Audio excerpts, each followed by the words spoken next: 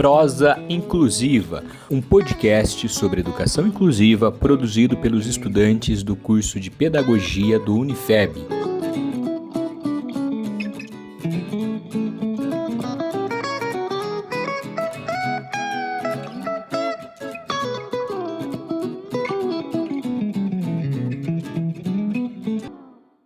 E aí, galera, sejam muito bem-vindos ao nosso podcast sobre Libras e a cultura surda. Eu sou a Gabriela, estudante de Pedagogia do Unifeb, e estou aqui com o meu amigo Hugo.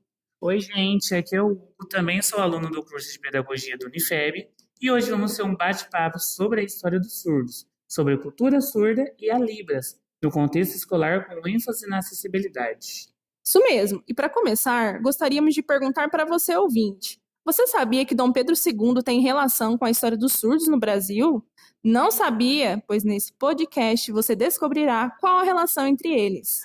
E outra coisa, vocês sabiam que, na antiguidade, os surdos nem eram considerados humanos? E mais, hoje, de acordo com dados do Instituto Brasileiro de Geografia e Estatística, que é o IBGE, estima-se que no Brasil existam cerca de 10 milhões de pessoas com algum grau de surdez. Fique conosco para descobrir muito mais sobre esses temas tão relevantes para a inclusão.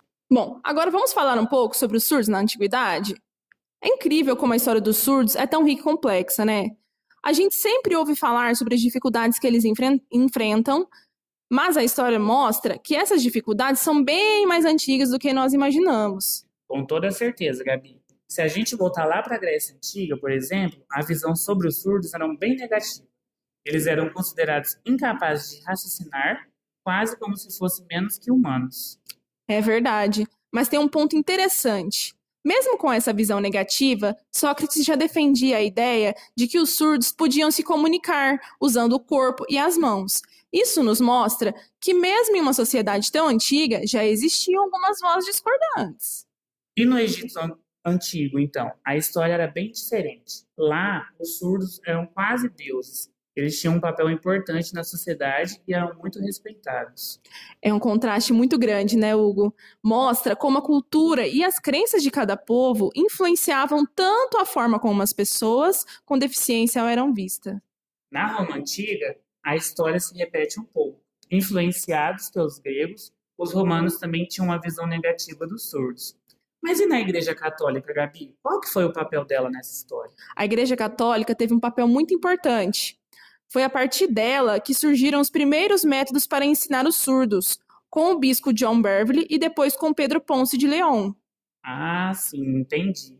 Esses homens foram pioneiros, na educação de surdos e abriram caminhos para que outras pessoas pudessem desenvolver métodos ainda mais eficientes. E é incrível pensar em como a história da educação de surdos evoluiu tanto ao longo dos séculos. E ainda hoje, a luta por inclusão e respeito continua. Com certeza. E conhecer essa história é fundamental para entendermos as dificuldades que os surdos enfrentam e para construirmos um futuro mais justo e inclusivo para todos. Agora, vamos falar um pouco sobre a cultura e a história dos surdos no Brasil? Sabia que a educação dos surdos no país tem um marco super interessante no segundo reinado com Dom Pedro II? Sério? Eu não sabia disso não. Pode falar mais. Isso mesmo, Dom Pedro II, que tinha um neto surdo, filho lá da princesa Isabel, trouxe um professor francês chamado Edward Hutt para o Brasil por volta lá de 1855. Ele veio com uma metodologia inovadora para a época, focada na educação dos surdos. Que demais! E o que essa metodologia trazia de novo, Gabi?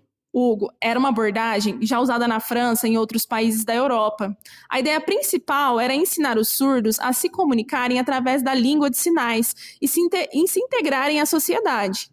Graças ao trabalho do Hutt, foi fundado em 1857 o Imperial Instituto Nacional de Surdos Mudos, no Rio de Janeiro, que é hoje conhecido como Instituto Nacional de Educação de Surdos, o INES. Nossa, isso é uma abordagem muito importante. Mas como esse instituto evoluiu ao longo dos anos? Então, Hugo, o INES teve um papel fundamental na história da educação dos surdos no Brasil, como a gente já está falando, né? Nos anos 1970, por exemplo, ele já oferecia atendimento especializado para bebês com surdez. E nos anos 1980, as pesquisas sobre Libras começaram a ganhar força. Isso, Libras. Essa conquista foi uma virada de chave para a comunidade. surda, não foi?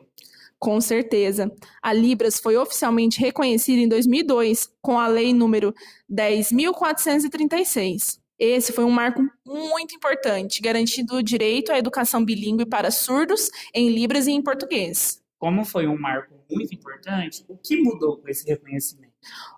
Hugo, esse reconhecimento trouxe a oficialização da Libras e abriu muitas portas para a inclusão dos surdos.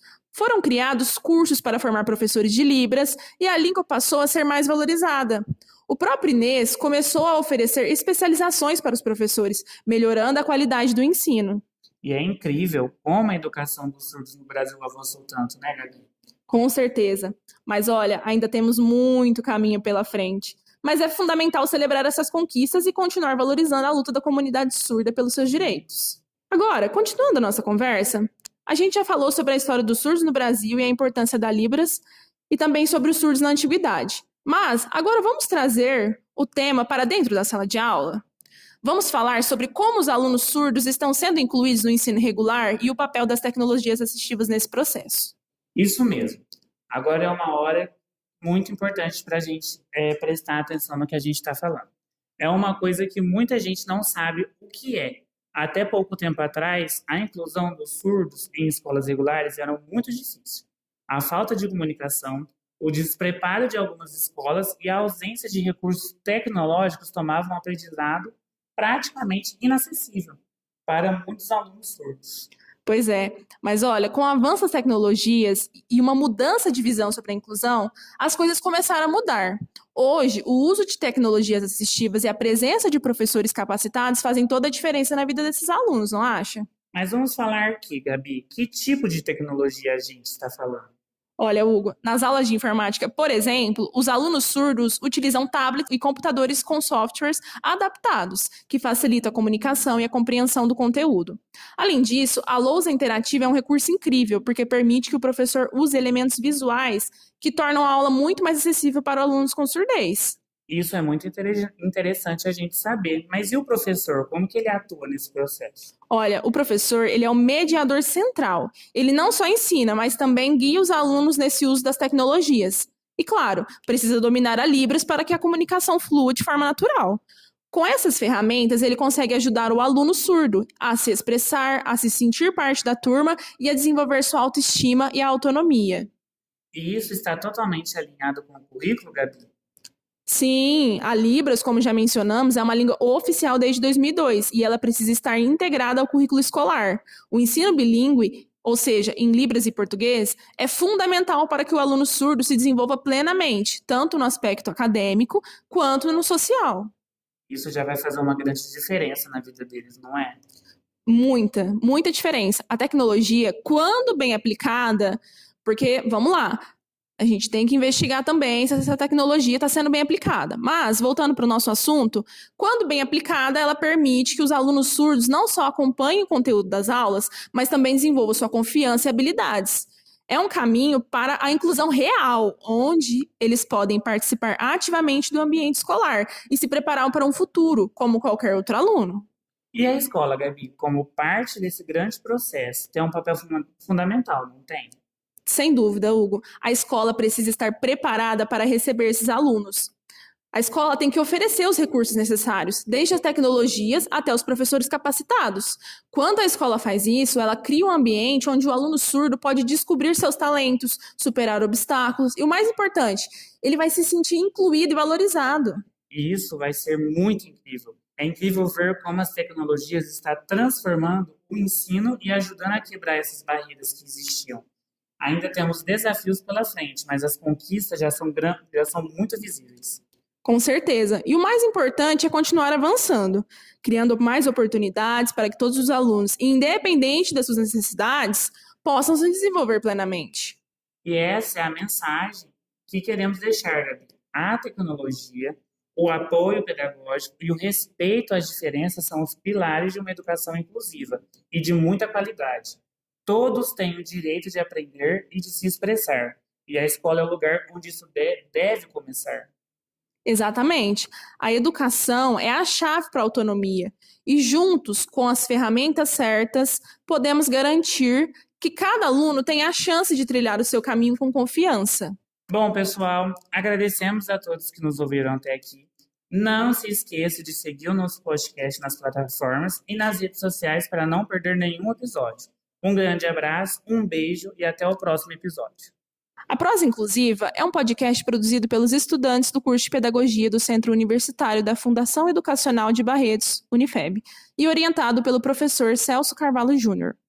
A apresentação desse episódio foi realizada por mim, Hugo Costa Garcia da Rocha, e Gabriela Beatriz Previdelli de Oliveira. A pesquisa bibliográfica e o roteiro contou com a participação de Ana Luísa Brigatti Marques Ferreira e Elisângela Cardoso dos Santos. A gravação e edição é de Celso Carvalho Júnior. O curso de Pedagogia é coordenado pelo professor doutor Tadeu Cardoso de Almeida e o reitor do Unifeb é o professor doutor Ângelo Antônio Davis de Oliveira Nunes e Rodrigues. Esse episódio foi gravado no campus universitário do Unifeb, em Barretos, no dia 29 de outubro de 2024, e é resultado de um trabalho acadêmico de extensão universitária da disciplina de Projeto Integrador do terceiro ano do curso de Pedagogia.